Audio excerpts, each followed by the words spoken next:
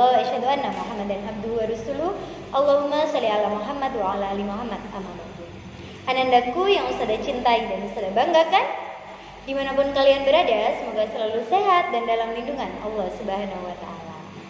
Kali ini bertemu lagi dengan Ustazah Miftah di Rumpun Sains. Kita akan belajar mengenai sistem reproduksi. Nah, sebelum itu ketika kelas 7 maupun kelas 8 kalian sudah belajar mengenai sistem-sistem yang ada pada tubuh kalian. Sistem apa saja itu?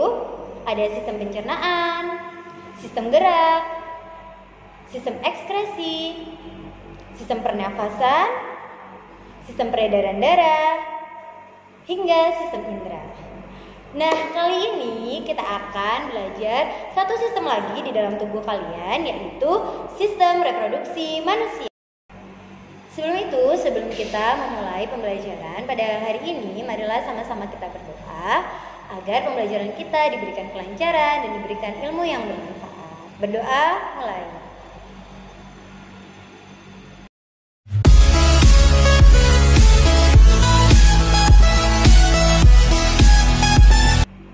Baik, kita akan mulai pembelajaran sistem reproduksi manusia ini dengan mentadaburi surat Al-Hajj ayat ke-5.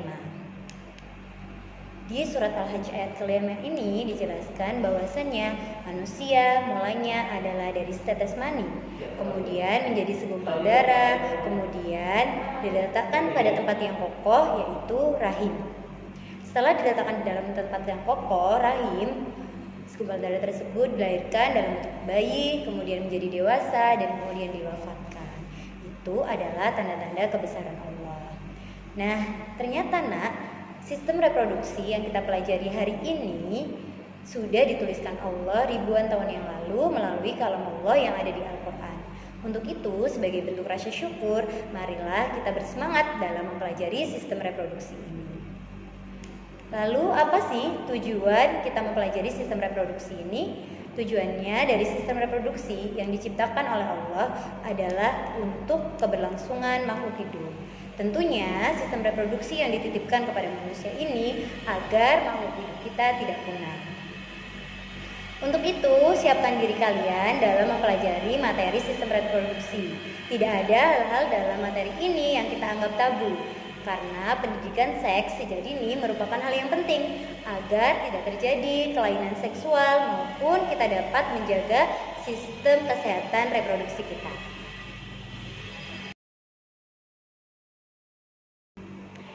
Nah, untuk yang pertama ini kita akan membahas mengenai sistem reproduksi pada pria.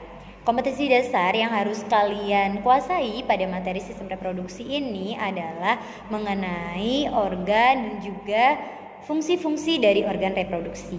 Untuk itu langsung saja kita cek mulai dari nomor 6. Sistem reproduksi pria di gambar ini kita mulai dari nomor 6, yaitu bagian yang disebut dengan testis. Testis ini berfungsi untuk memproduksi atau menghasilkan sperma. Atau secara gampang untuk mengingatnya, kalian mengingat testis ini sebagai pabrik sperma, di mana di sini sperma ini dihasilkan. Pada laki-laki memiliki 2 pasang testis, yang dari kulit luarnya biasanya kalau terlihat dari luar ini adalah kulit yang berkerut berfungsi untuk melindungi testis, ini disebut dengan skrotum. Sperma yang dihasilkan di testis ini kemudian disalurkan melalui nomor 4, yaitu epididymis. Epididymis berfungsi untuk penyimpanan sperma sementara sampai sperma itu matang. Lamanya sperma disimpan sekitar 3-4 minggu. Setelah sperma matang, maka sperma harus dikeluarkan melalui uretra. Kalau Ustazah bilang uretra ini yang bergaris merah ini nak, di nomor 8 itu namanya uretra. Sperma ini akan dibawa oleh vasa deferens nomor 9. Jadi ke uretra ada saluran yang membawa sperma, namanya saluran vasa deferens. Sehingga vasa deferens ini fungsinya menyalurkan si sperma dari epididymis menuju ke uretra, ke nomor 8. Dalam perjalanan sperma, ibaratnya poin ini Ustazah anggap perjalanan sperma ya. Dalam perjalanan sperma di vasa deferens, maka sperma akan bertemu dengan vesikula seminalis, kelenjar ejakulasi maupun kelenjar prostat. Fungsi dari kelenjar-kelenjar ini adalah memberikan nutrisi bagi sperma. Karena sperma untuk dapat bertemu dengan sel telur itu membutuhkan waktu sekitar 70 hari. Nah, dalam hal ini sperma harus memiliki kekuatan untuk dapat membuahi sel telur.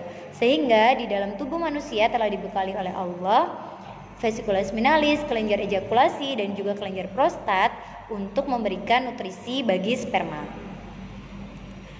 Kita lanjutkan perjalanan sperma dari mulai kelenjar vesikula seminalis, kelenjar ejakulasi dan prostat, maka sperma ini mengarah kepada yang nomor 8 yang Ustazah maksud, yaitu uretra. Uretra ini ketika di kelas 8 kalian mempelajari merupakan saluran urin, tempat pembuangan urin. Nah, untuk organ reproduksi pria, tempat pembuangan urin dan tempat pembuangan sperma sama-sama melalui uretra. Sehingga terkadang untuk pria yang mengalami pubertas, maka salah satu tandanya yaitu mengalami mimpi basah. Karena di dalam urin tersebut mengandung cairan semen atau cairan mani yang mengandung sperma. Kalau secara penampakan di luar, organ reproduksi laki-laki yaitu nomor 7 merupakan penis. Penis ini merupakan satu alat yang digunakan untuk memasukkan sperma ke vagina atau menyalurkan sperma ke alat reproduksi perempuan. Nah, kalau secara luar ini penis maupun yang organ nomor 5 yang Ustazah maksud tadi yaitu skrotum untuk melindungi lapisan testis agar tetap hangat. Itu tadi perjalanan sperma dari mulai pabriknya, dari mulai testis menuju ke uretra sampai dikeluarkan. Dan juga ada organ bagian luar yaitu penis dan juga skrotum. Fungsinya pun sudah Ustazah jelaskan melalui keterangan Ustazah.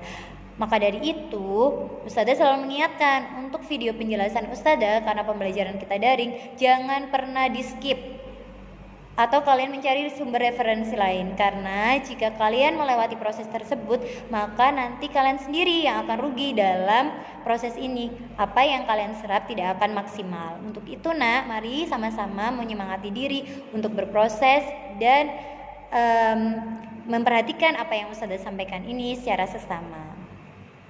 Kemudian nanti ada istilah yang disebut dengan spermatogenesis. Apa itu spermatogenesis? Spermatogenesis adalah proses pembentukan.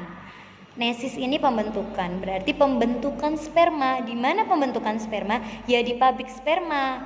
Mana pabrik sperma? Ya testis. Kemudian untuk organ reproduksi pria, ketika pria tersebut sudah berusia dan melakukan satu kontrasepsi atau KB, biasanya dilakukan pemotongan atau penyumbatan pada vas deferens, sehingga KB-nya bernama KB vasektomi. Karena di vas deferens ini dilakukan penyumbatan, diikat, sehingga sperma yang dari testis ke epididymis tidak bisa keluar. Karena di vas deferens ini dilakukan satu penyumbatan atau pembuntuan, maka spermanya tidak akan bisa keluar. Sperma yang mati bagaimana Ustazah? Tidak masalah, karena sperma itu pada hakikatnya adalah protein, sehingga ketika dia tidak menjadi sperma yang matang maka dapat diserap oleh tubuh. Nah, di sini Ustazah tekankan untuk kalian yang laki-laki, jangan pernah sekali-kali melakukan masturbasi ataupun onani secara keseringan. Karena ketika orang yang melakukan masturbasi atau onani, kita perhatikan di testis ini setelah sperma diproduksi maka akan disimpan di epididymis. Penyimpanannya selama 2-4 minggu atau 3-4 minggu. Ketika seseorang atau remaja tersebut melakukan masturbasi atau onani, maka sarafnya akan secara tak sadar untuk meminta sperma itu keluar atau mensekresikan sperma. Nah, saat sperma ini belum matang tetapi kalian paksa untuk keluar, maka kualitas sperma yang akan dihasilkan ini buruk. Dan ini dapat memicu pola yang berkelanjutan. Artinya ketika kalian melakukan hal tersebut secara berulang-ulang, maka bisa saja menyebabkan sperma yang kalian hasilkan suatu saat nanti tidak berkualitas. Kenapa? Karena sudah terbentuk pola, tidak sampai 2-4 minggu sudah harus dikeluarkan spermanya.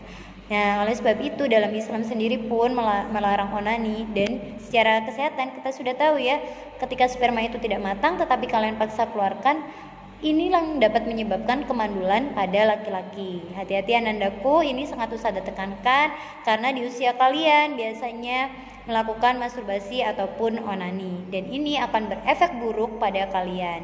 Selain efek sperma itu keluar secara berlebih ketika belum matang, efeknya apa? Dapat menyebabkan satu penyakit di mana sperma ini akan cepat panas, dalam skortum ini akan cepat panas, dan kemudian spermanya belum matang tetapi langsung keluar.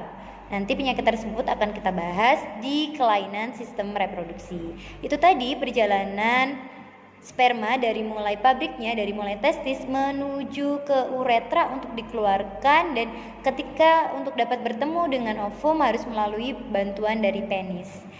Nah, untuk melanjutkan video selanjutnya, kalian harus mengerjakan tantangan pertanyaan-pertanyaan yang sudah sediakan di Google Form. Untuk itu, silakan dikerjakan dulu untuk dapat membuka link video selanjutnya. Selamat berproses anandaku, semoga kalian dapat menerima ilmu ini dan semoga dapat bermanfaat. Terima kasih.